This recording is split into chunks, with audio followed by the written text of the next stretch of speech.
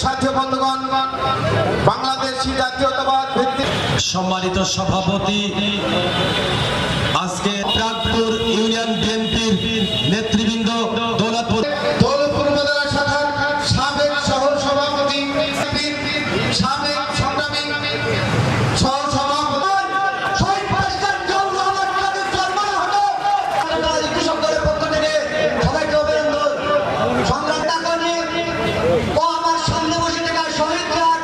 সাতচল্লিশটি বছর পার করে দিলাম, কিন্তু বিগত দিনে আজকে বিএনপির ৪৭তম প্রতিষ্ঠা বার্ষিকী উপলক্ষে ৪৭ বছরের ইতিহাসে বিএনপি কখনো জনগণকে ছেড়ে যায়নি।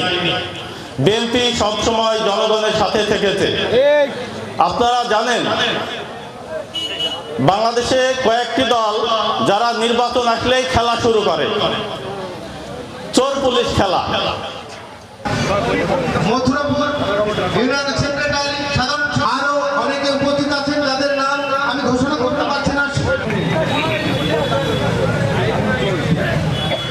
শাখা কর্তৃক আয়োজিত আজকের এই ৪৭তম প্রতিষ্ঠা বার্ষিকী সম্মানিত প্রধান অতিথি, দৌলতপুর গণমানুষের নেতা, আমাদের যুব দলের প্রাগপুর ইউনিয়ন সাধারণ সদস্য সচিব, স্বেচ্ছাসেবক দলের সংগ্রামী আহ্বায়ক জনাব তাহাজউদ্দিন মেম্বার, যুব দলের সদস্য সচিব হেলাল উদ্দিন। আমরা দেখতে পাচ্ছি অত্র এলাকার সব থেকে বৃহৎ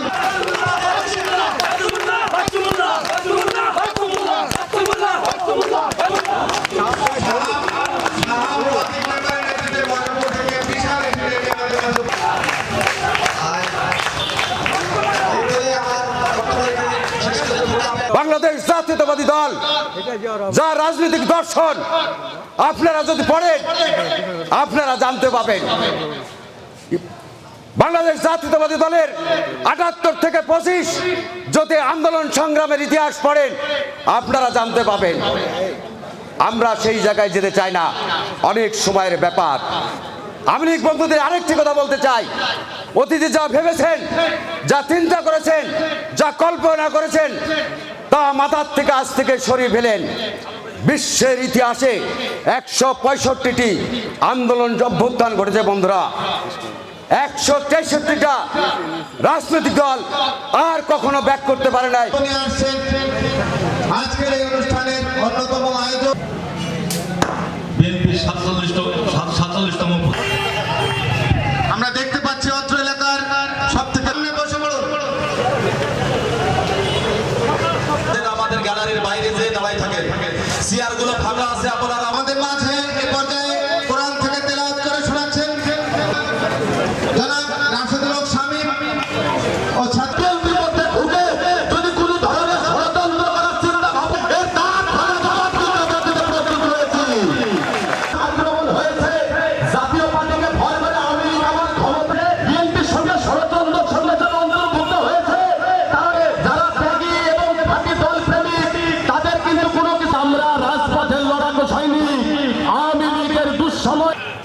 অনেক অত্যাচার হয়েছেন, অনেক জেল খেটেছেন, আপনারা গুম হয়েছেন, আপনারা বাড়িতে শুতে পারেননি।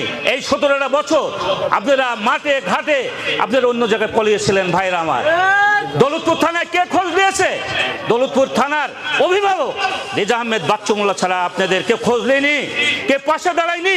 আপনারা যারা জেলে গেছেন তাদের পরিবারের খোঁজ রেজা আহমেদ বাচ্চু মোল্লা নিয়েছে। ভাইরা, আপনাদের নামে ৪৩টা কেস হয়েছে, প্রায় ২৩০০ আসামি। এই ২৩০০ আসামি কি রেজা আহমেদ বাচ্চু মোল্লা জজ করে জামিন করেছে, হাইকোর্টে জামিন করেছে। আপনারা যারা দেখেছেন, যারা জামিন হতে গেছেন, রেজা আহমেদ বাচ্চু মোল্লা ঘাসের মধ্যে বসে থাকতো আমাদের সাথে। ভাইয়েরা আমার, এবং কেউ কি আপনারা ১টা টাকা দিয়েছেন? আপনারা কেউ ১টা টাকা দেননি, পাশে দাঁড়ানোনি। রেজা আহমেদ বাচ্চু মোল্লার অর্থায়নে আমি নিজে সহ জামিন হয়েছি। ভাইয়েরা আমার, সমস্ত গুনাহ মাফ করে দাও।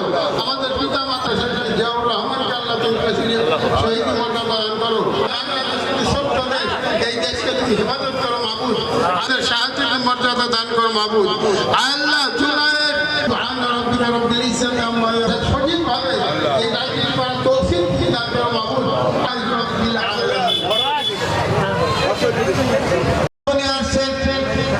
আজকের এই অনুষ্ঠানের অন্যতম আয়োজক সাধারণ সম্পাদক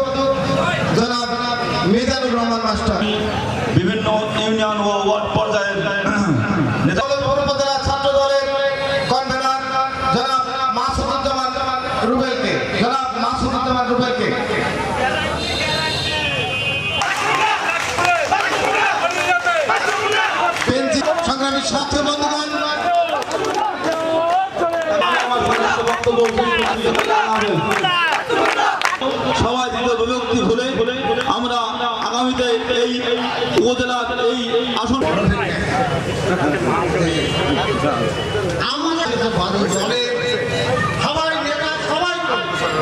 ব্যক্ত রেখে আজকে যারা এখানে উপস্থিত হয়েছেন তাদের সুস্বাস্থ্য কামনা করে আজকে মঞ্চে আমার প্রধানমন্ত্রী।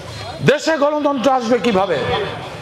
আমাদের নেতা তারেক রহমান আজকে 17 বছর ইউরোপে থেকে উনি দেখেছেন কিভাবে দলকে গণতন্ত্র করতে হয়। সেই জন্যই আপনারা দেখেছেন আমাদের কোনোদিন নির্বাচনের মাধ্যমে কমিটি হয় নাই। এইবার সারা বাংলাদেশে ওয়ার্ড ইউনিয়ন থেকে শুরু করে থানা পর্যায়ে জেলা পর্যায় পর্যন্ত নির্বাচনের মাধ্যমে কমিটি হচ্ছে গণতান্ত্রিক পন্থায়। কেউ হেরেছে কেউ জিতেছে, দিন শেষে আমরা সবাই বিএনপি করি। অতএব আমি নেতাদের উদ্দেশ্যে বলতে চাই, কে হারলো আর কেউ জিতলো সেটা বড় কথা না, সবাই বিএনপির নেতা, সবাই বিএনপির কর্মী, সবাই কাঁধে কাঁধ চালিয়ে আপনারা আগামী নির্বাচনের প্রস্তুতি গ্রহণ করুন এবং এখন থেকেই মাঠে কাজ শুরু করে দেন, যাতে আগামী নির্বাচনে ধানের শীষ দৌলতপুরের মাটিতে কোনোদিন হারে নাই। শুধু 18 সালে রাত্রে ভোট কেটে নিয়ে আমাকে নির্বাচনের আগে বেল কেটে জেলখানায় নিয়ে গেল।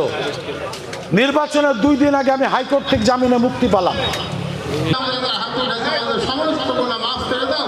আমাদের পিতা মাতা জিয়াউর রহমানকে আল্লাহ তুমি শহীদ মর্যাদা দান করো। বাংলাদেশের ছোট্ট দেশ, এই দেশকে তুমি হেফাজত করো মাবুদ। আমাদের সাহায্যের মর্যাদা দান করো মাবুদ। আল্লাহ জুলাইয়ের সুবহান রাব্বিকা